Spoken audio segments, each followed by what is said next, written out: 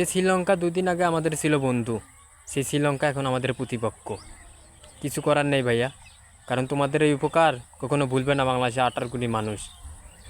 কারণ তোমরা যে বিপদের সময় তোমরা একমাত্র পাশে ছিলে বাংলাদেশের। আফগানিস্তানকে হারিয়ে তোমরা একমাত্র বাংলাদেশকে সুপার ফোরে খেলার সুযোগ করে দিয়েছো।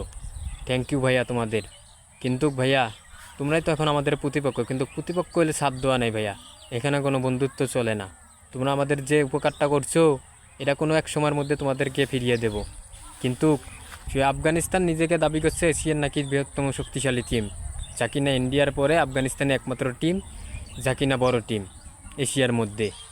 তো সেই অহংকার আর থাকলো না আফগানিস্তানের, যে এশিয়ার দ্বিতীয়তম শক্তিশালী টিম গ্রুপ পর্ব থেকে বাদ নেয়, সুপার ফোরও খেলতে পারে না। সে এখন বুঝিয়ে দিল কে শক্তিশালী, ইন্ডিয়ার পরে কে শক্তিশালী টিম, এটা হলো শ্রীলঙ্কা। শ্রীলঙ্কার মতো এইরকম শক্তিশালী আর টিম নাই, কারণ ইন্ডিয়ার পরে একটাই টিম আছে, সেটা হলো শ্রীলঙ্কা। শ্রীলঙ্কার পরে আর কোনো টিম নাই।